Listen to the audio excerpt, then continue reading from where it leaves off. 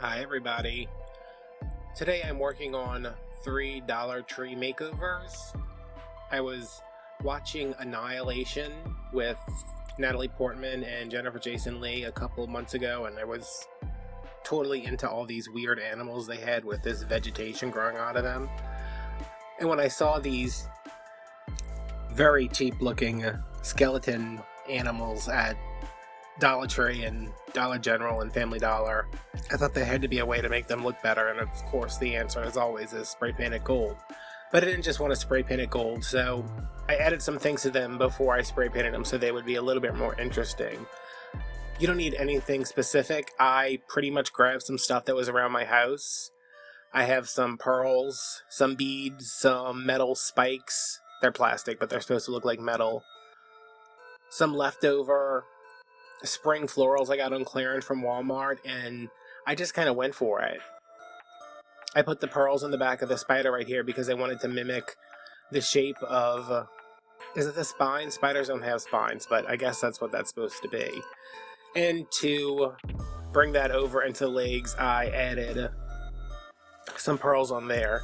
This was one 98-cent pack of pearls from Walmart with the adhesive on them, and they went pretty far.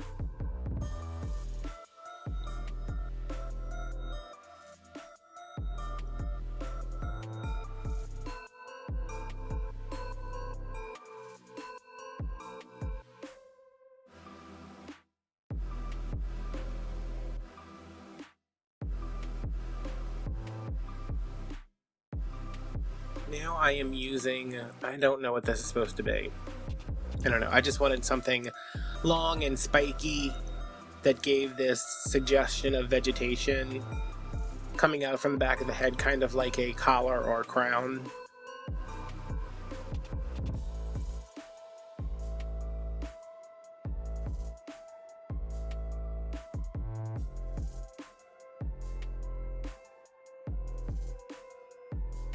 And then I added these things. I have no idea why I bought these. They're very plastic looking. I mean, they are plastic, but they look like plastic too.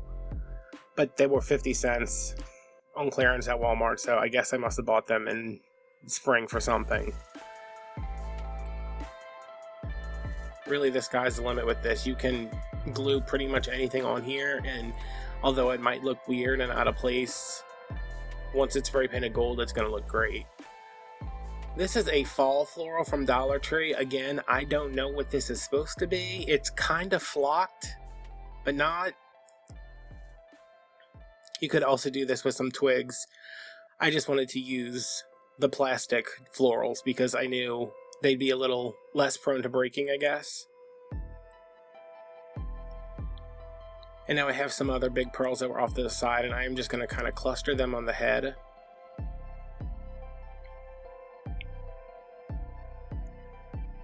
Just really to give it a little bit more interest, and then I took it outside and I gave it a good coat of gold spray paint. My preferred spray paint is Rustoleum Bright Coat in Metallic Gold. That is the best gold spray paint you can get easily.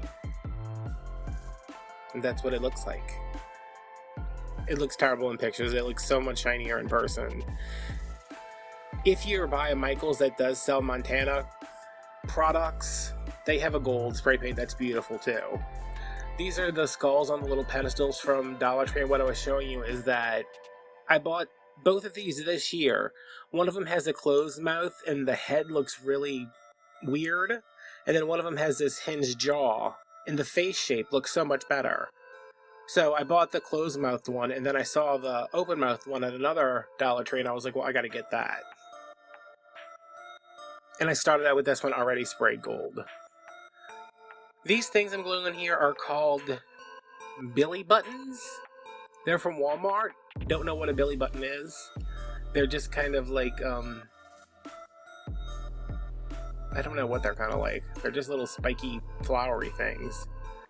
I'm adding some random flowers in here just to fill up the head because I'm going again for a crown here. You can see my little spikes in the background, some little chip beads.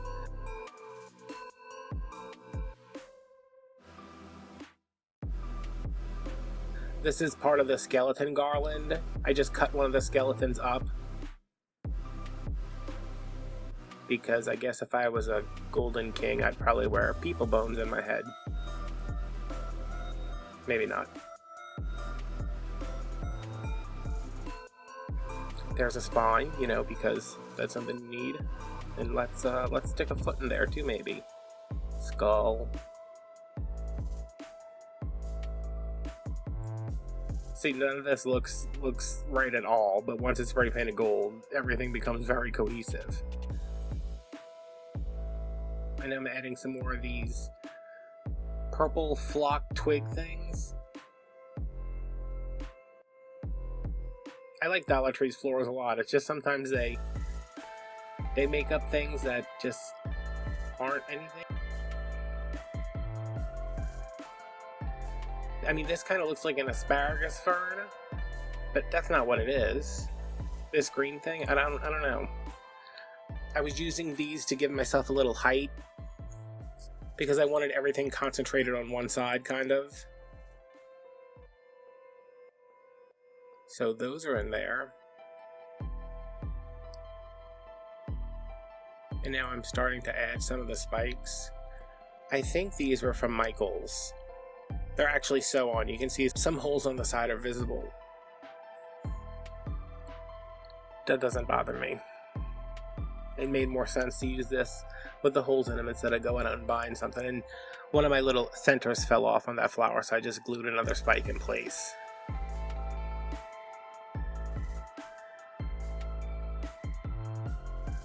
Now I'm adding some more of this, whatever it is, green stuff. Now I really want to track down the tag and see what they're calling this.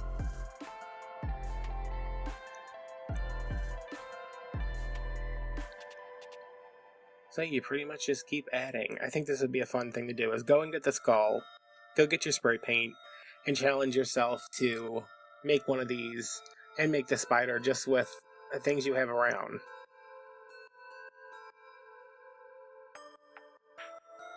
And right here I'm going in to add these chip beads. I don't know what stone this is. I used to do a lot of jewelry making back in the day, and I have a lot of beads left over that I'm always trying to use for something. So I'm using them here, but I don't know what that's supposed to be. I don't think it's real, whatever it is. It's probably imitation made out of glass, but it gave me that kind of shard-looking texture I was looking for. And I'm really just putting some glue on and sticking them in there. I'm trying to form a outline right now, I guess, or a base. Because I'm going to go back after I have my base in and really start packing in the stones and getting them out at some good angles. As you can see here, I'm just going back and making sure some of them are turned up, but they stick out some. You're mostly just adding a lot of texture, so everything shows up when it's all spray painted. And here it is. I really like this one, but word of warning, I put so much stuff on it that I had to stuff the head with some dried beans to get it to stand up straight, because it was leaning to one side. This bat is ridiculous. As soon as I saw it, I didn't get one because I was like, there's nothing I can do with that. Like, nothing. I can't think of a single thing.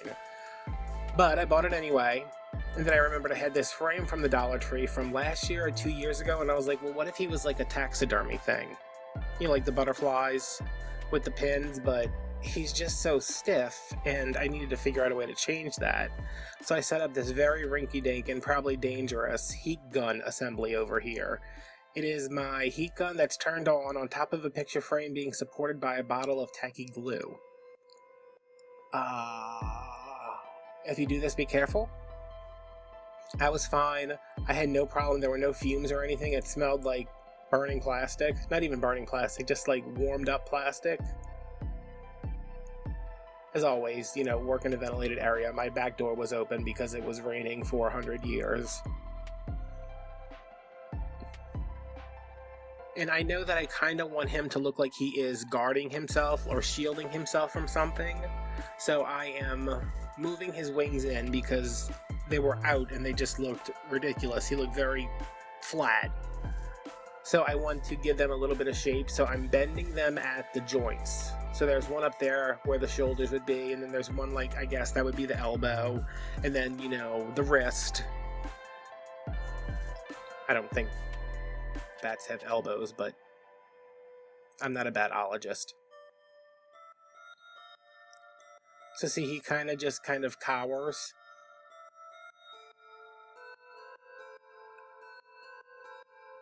And if you have a part that's too hot to hold, use some pliers, anything. This didn't get super hot in any one area because it's plastic, but it could very easily, depending on how long you heat it for. And don't go overboard, because if you heat it too much and you bend it too far and it gets all stretched out and weird, it's going to be hard to get it back. So I think this is pretty much it. Yeah, that's how I want him to look. Just kind of like, oh no. And then I went out and sprayed this frame with the Bright Coat metallic gold, and it looks amazing. This is how good the paint looks. I don't know why it only looks this good in this video, but look at that. That looks like metal. And it's a plastic frame from the Dollar Tree, from the Halloween section. And I've spray painted the little back where the skeleton was, I think it was a skeleton, just with matte black spray paint. And I spritzed over a little bit of the gold, but you can't really see it. So here's our bat guy with his weird feet. And I just want to get him in the middle. Yeah, that looks really good. I love that paint. But definitely work in a ventilated area with that, because it is noxious. Now, the only place he's really touching on here when he's laying down is on his little shoulder blade areas and his feet. That was fine, because it's not like he needs to be cemented onto this board. And I just got him on there and pressed him down and let it cool. And there you go, 3 quick and relatively easy projects to do to level up your Dollar Tree finds. I really like the bat, just because I really, really love that frame. I hope you guys enjoyed watching this. Here's some closing shots. He looks great. I hope they sell that frame again. I'm going to get like 10 more.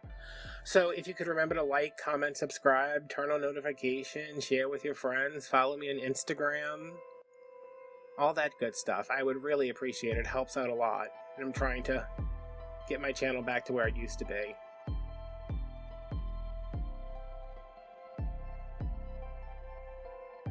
You guys have a nice day. Bye.